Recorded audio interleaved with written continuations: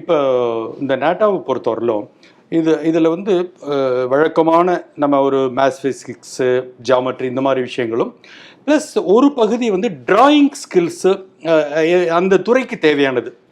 ஒரு ஆர்கிடெக்டும் போது obviously design, drawing இந்த மாதிரி அதை பற்றி சொல்லுங்களேன். இல்லை, இதில் மெயினாக ஸ்டூடெண்ட்டோட விஷுவலைசேஷன் நல்லா இருக்கான்னு பார்க்குறாங்க. இப்போ நீங்கள் ஒரு ஆப்ஜெக்ட்டை நீங்கள் பார்த்தீங்க அப்படின்னா அதை நீங்கள் பேப்பரில் ரீப்ரொடியூஸ் பண்ண முடியுதா, அதை எப்படி நீங்கள் உள்வாங்குறீங்க, என்ன வியூ பாயிண்ட்லேருந்து பார்க்குறீங்க. இப்போ ஒரு குழந்தை வந்து பலூன் வந்து வெண்டர் வரைய சொல்கிறாங்கன்னா ஒரு பலூன் ஒரு டால் பையன் பிடிச்சிருந்தா அவனோட அதுக்கு பக்கத்தில் ஒரு ஸ்மால் பாய் பிடிச்சிருந்தா ப்ரொப்போசிஷன் கரெக்டாக மெயின்டைன் பண்ணுறீங்களா, இந்த மாதிரி டீட்டெயிலிங் உங்களோட அப்சர்வேஷன் ஸ்கில்ஸ் இதை நீங்கள் எப்படி how you can bring it to the paper அப்படிங்கிறத அவங்க பார்க்குறாங்க. அதில் வந்து டெஃபினெட்லி அது skill needed for that particular profession. அதனால் அந்த அந்த பாயிண்டில் வந்து விஷுவலைஸ் பண்ணக்கூடிய ஸ்டூடெண்ட்ஸாக இருந்தால் அவங்களால இன்னும் பெட்டராக பண்ண முடியுது. பெரும்பாலும் பார்த்தீங்கன்னா நம்ம இப்போ ஜேஇ மெயின் மல்டிபிள் டைம்ஸ் கொண்டு வந்திருக்காங்க. அதர்வைஸ் பெரும்பாலான நுழைவுத் தேர்வுகள் ஒரு தடவை நடக்கிற ஒரு விஷயமா தான் இருக்குது. இந்த நேட்டா மட்டும் வருடத்துக்கு 3 தடவை ஒரு சாய்ஸ் கொடுக்கறதோட அடிப்படை என்ன ஆக்சுவலாக?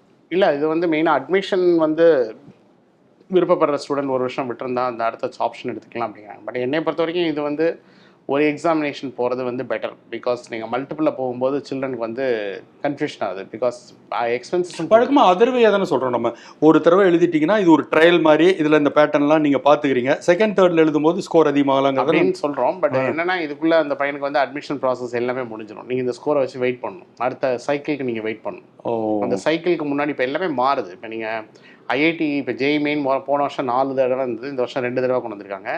என்னை பொறுத்த வரைக்கும் இப்போ நீங்கள் இந்த மல்டிபிள் டைம் கொண்டு வரும்போது என்ன ஆகுதுன்னா, ஸ்டூடெண்ட் வந்து இப்போ ஜனவரியில் ஜேஇ மெயின் ப்ளேஸ் பண்ணுறாங்க அப்படின்னு வச்சுக்கோங்களேன். பையன் வந்து ஒரு டேர்மை சொல்லித்தரதுக்கு 10 மாதம் தேவைப்படுது ஸ்கூலுக்கு. பட் இதை ஜனவரியில் வைக்கும்போது அந்த 3 மாதத்தில் வந்து எல்லாத்தையும் முடிச்சிடுறாங்க. வேகமாக முடிச்சுட்டு பையன் இதுக்கு படிக்கிறதா அதுக்கு படிக்கிறதான்ற ஒரு கிராஸ் ரோடில் கொண்டு வந்து அவனை நிப்பாட்டும்.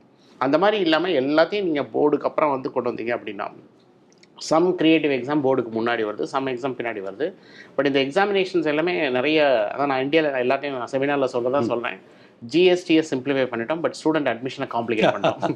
அதனால் இதை வந்து ஒரு சிம்பிள் பிளாட்ஃபார்மில் கொண்டு வந்தால் நிறைய பெற்றோர்களுக்கு ஒரு கிளாரிட்டி ஆஃப் இது பண்ணக்கூடிய விஷயம் தான். இது ஒன்றும் பெரிய முடியாது அப்படிங்கிறது. இந்த ஆர்கிடெக்சர் கோர்ஸே பார்த்தீங்கன்னா வழக்கமான இன்ஜினியரிங் 4 வருஷம் இருக்கும்போது இது இந்த 5 வருஷம் ஆக்கினதுக்கான நோக்கம் என்ன?